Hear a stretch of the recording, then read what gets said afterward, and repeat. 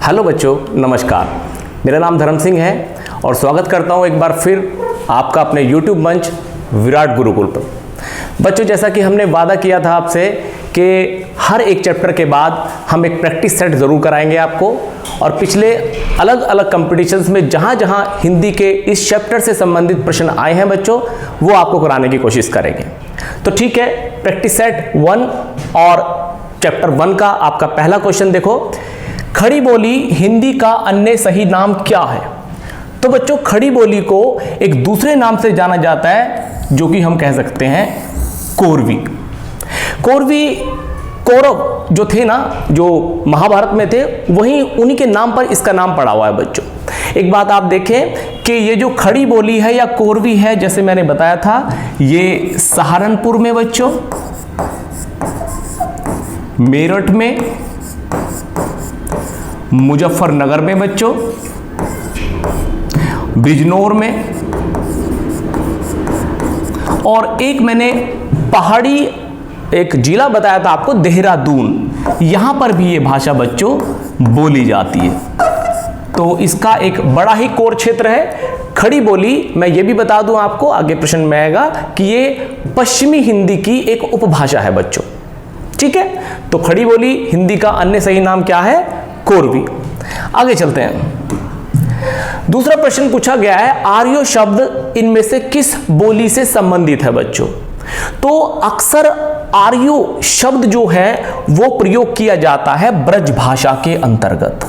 जो ब्रज भाषा है, सूरदास जी ने बहुत सारी रचना करी है, और आप देखोगे उनकी रचनाओं में अक्सर आर्यो शब्द इस्तेमाल हुआ है। तो ये प्रश्न कई बार रिपीट हुआ है, आप ध्यान रखें। आर्यो शब्द ब्रज भाषा से संबंधित है और बहुतायत इस भाषा के अंदर या इन रचनाओं में इसका प्रयोग होता है बच्चों। आगे बढ़ेंगे तीसरे प्रश्न पर। तीसरा प्रश्न है, इनमें से कौन सा एक युग्म गलत है? मतलब जो सही सुमेलित नहीं है उसकी हम बात करेंगे। तो जैसे मैंने बताया था बच्चों, अवधी ये पूर्वी हिंदी की भाषा है क्या? देखो, पूर्वी हिंदी के अंदर मैंने बताया था आपको 3 लैंग्वेज आती है। एक है अवधी, बघेली, और तीसरी भाषा है बच्चों छत्तीसगढ़ी। ठीक है, आगे भी आएगा, ध्यान रखेंगे आप, छत्तीसगढ़ी। तो पूर्वी हिंदी के अंदर ये आएगा। ब्रज भाषा पश्चिमी हिंदी की है, ये सही बात है। भोजपुरी क्या ये पूर्वी हिंदी की है? खड़ी बोली क्या ये पश्चिमी हिंदी की है? तो खड़ी बोली पश्चिमी हिंदी की है, लेकिन भोजपुरी जो है वो पूर्वी हिंदी में नहीं आती, बल्कि ये बिहारी भाषा की एक उपभाषा है। बिहारी जो भाषा है उसकी एक उपभाषा है। अब बिहारी भाषा के अंदर 3 उपभाषाएं मैंने आपको बताई थी, अगर आपको याद हो तो। एक है इसके अंदर भोजपुरी, मगही, ध्यान है बच्चों आपको, भोजपुरी, मगही, और तीसरी लैंग्वेज है मैथिली। ये 3 भाषाएं बिहारी उपभाषा की बिहारी की 3 उपभाषाएं हैं बच्चों। आगे बढ़ेंगे, ध्यान से देखते जाएं। बघेली बोली का संबंध किस उपभाषा से है?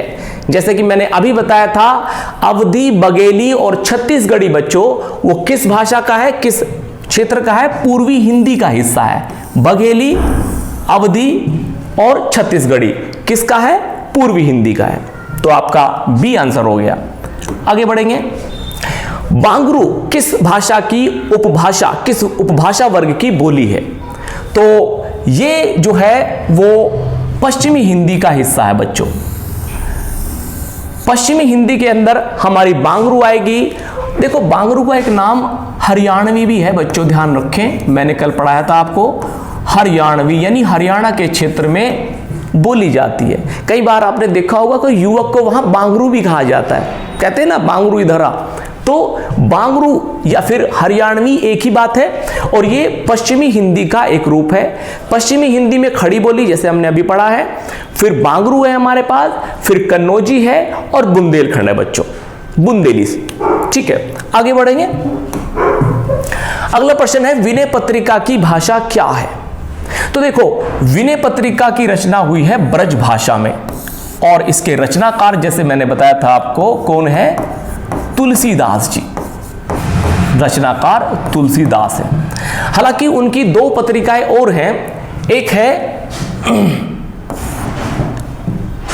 कवितावली। हालांकि कवितावली सूरदास की भी रचना है, ध्यान रखना है ना, और कबीरदास के भी पास इस तरह की रचना के संकेत मिलते हैं, लेकिन एक किताब इनकी भी है, ये भी ब्रज भाषा में लिखी हुई है, रामचरितमानस। रामचरितमानस जैसे मैंने कल बताया था, ये एक ऐसी किताब है उनकी जो कि अवधी भाषा में लिखी हुई है बच्चों। तुलसीदास जी की ही ये बुक्स है। आगे देखेंगे, अगला प्रश्न है, इनमें से बिहारी हिंदी का रूप नहीं है।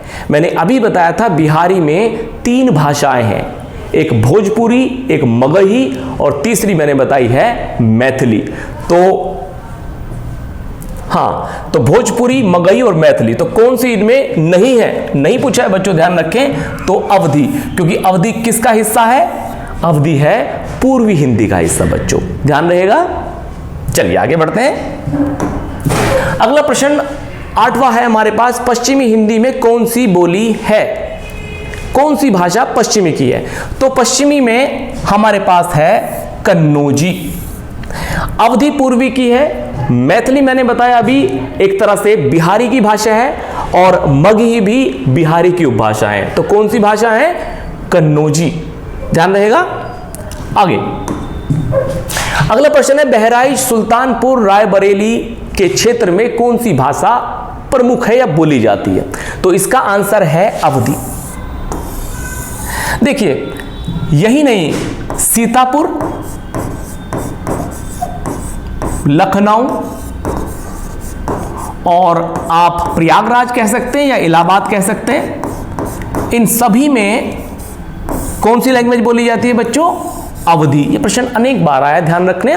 यानी सीतापुर, लखनऊ के साथ बहराइच, सुल्तानपुर, रायबरेली के क्षेत्र में भी अवधी भाषा प्रचलित है।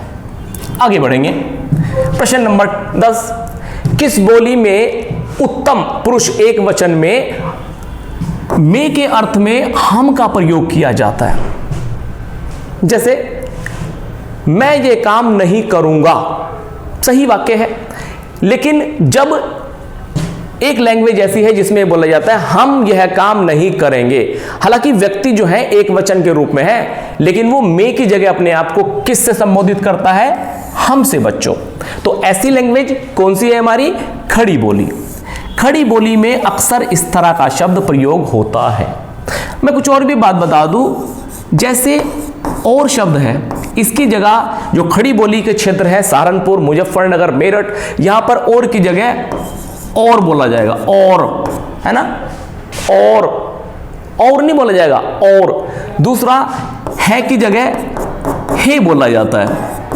तो इस तरह के कुछ छोटी छोटी सी परिवर्तन है इस भाषा के साथ साथ। ठीक है, आगे बढ़ेंगे। अगला प्रश्न है, निम्नलिखित में से एक पश्चिमी हिंदी वर्ग की बोली नहीं है। पश्चिमी हिंदी वर्ग में बच्चों देखिए, कन्नौजी भी पश्चिमी हिंदी में आएगी, हमारे पास खड़ी बोली भी पश्चिमी हिंदी में आएगी, और ब्रज भाषा भी पश्चिमी हिंदी में आएगी, लेकिन छत्तीसगढ़ी ये पूर्वी हिंदी का हिस्सा है। किसका है बच्चों? पूर्वी हिंदी का। पूर्वी हिंदी, दोबारा से मैं बता दूं आपको, अवधी, छत्तीसगढ़ी और एक भाषा है बघेली। ये तीनों की तीनों पूर्वी हिंदी का हिस्सा है बच्चों, ध्यान रहे, आप ध्यान रखेंगे। ये प्रश्न बार बार रिपीट हो रहा है, आपको बस जो मैंने टेबल दी थी आपको कल, उसे लर्न कर लेना है, और सारे प्रश्न आसान, और बच्चों हर एक कंपटीशन में आए हैं, चाहे पीसीएस का एग्जाम हो गया है, चाहे यूपी पुलिस हो गया है बच्चों, यूपी SSSC हो गया है, जितने भी एग्जाम हो रहे हैं, तो बच्चों ध्यान से पढ़ो, आपका बहुत लाभ होने वाला है इससे। आगे बढ़ेंगे अगले प्रश्न पे। अगला प्रश्न है, रामचरितमानस की भाषा क्या है? मैं बता चुका हूं आपको कि रामचरितमानस वो अवधी भाषा में लिखा गया है, जबकि विनय पत्रिका उनकी ब्रज भाषा में है। या आप ये कह लें कि रामचरितमानस के अलावा उन्होंने जितनी भी रचना की है, अधिकांश वो ब्रज भाषा में ही है बच्चों, ये आप ध्यान रखना। रामचरितमानस की बात में अगर करें हम तो ये 7 कांडों में विभाजित है। 7 कांड का मतलब है 7 अध्याय है इसके अंदर बच्चों, और अलग अलग अध्याय इसके पूरी राम कथा सुनाते हैं। आगे बढ़ेंगे बच्चों। अगला प्रश्न है विनय पत्रिका की भाषा कौन सी है। ये क्वेश्चन रिपीट हो गया है और विनय पत्रिका मैंने बताया है अभी आपको कि इसकी भाषा ब्रज है। आगे अगला प्रश्न है जयपुरी का स्थानीय नाम क्या है। जयपुरी भाषा, देखिए ढूढ़ाड़ी मैंने पढ़ाया था कल आपको, अगर याद हो तो। ढूढ़ाड़ी को हम जयपुरी भाषा भी कहते हैं, जयपुरी, या इसका एक दूसरा नाम झाड़शाही भी है। ठीक है, ये लैंग्वेज जयपुरी स्थानीय नाम से जानी जाती है, ढूढ़ाई। ठीक है, जो कि पूर्वी राजस्थान के क्षेत्र में बोली जाती है। ध्यान रहेगा बच्चों। आगे चलते हैं। हांडोती बोली है किस क्षेत्र की। देखिए हांडोसी पूर्वी राजस्थान की एक भाषा है। हालांकि पूर्वी राजस्थान में हाड़ौती क्षेत्र भी है बच्चों। इसमें 12 बूंदी, कोटा आपको पता ही है, जहां पर मेडिकल की तैयारी करते हैं बच्चे। इन सभी क्षेत्रों में जो प्रभाव है वो हांडोती भाषा का है, जो कि राजस्थान की एक भाषा है। और मैं ये भी बता दूं, राजस्थान के चारों क्षेत्रों के अंदर जो भाषाएं बोली जाती हैं वो सभी के सभी शोरसैनी अपभ्रंश से ली गई है। ध्यान रहेगा, ध्यान रखेंगे, शोरसैनी अपभ्रंश से ही ये भाषाएं विकसित हुई हैं, ये बात ध्यान रखेंगे आप। आगे बढ़ेंगे। अगला प्रश्न है हिंदी की आदि जननी भाषा कौन है। यह भी कहा जा सकता है कि भारतीय भाषाओं की जननी किस भाषा को बोला जाता है। तो बच्चों ध्यान रहे, संस्कृत। बच्चों संस्कृत ही भारतीय भाषाओं की जननी है। मैंने कल इसके 2 आपको एक तरह से कैटेगराइज करा था इसको, और 2 हिस्सों में बांट के आपको मैंने समझाया था बच्चों। और लिपि भी बताया था कि जो लिपि है, सभी लिपियों की जननी कौन है। मैंने आपको बताया था कि ये ब्राह्मी लिपि थी, और साथ में मैंने बताया था कुटिल, उसके बाद मैंने बताया था सिद्ध मातृका, और एक मैंने बताया था शारदा। इन भाषाओं का विकास भी हुआ है। ये लिपि के रूप में जो आज देवनागरी लिपि हमें दिखती है वो इसी तरह से ब्राह्मी से विकसित होते होते जाकर वो देवनागरी पर आकर रुक गई है बच्चों। आगे बढ़ेंगे अगले प्रश्न की तरफ। हिंदी दिवस कब मनाया जाता है बच्चों।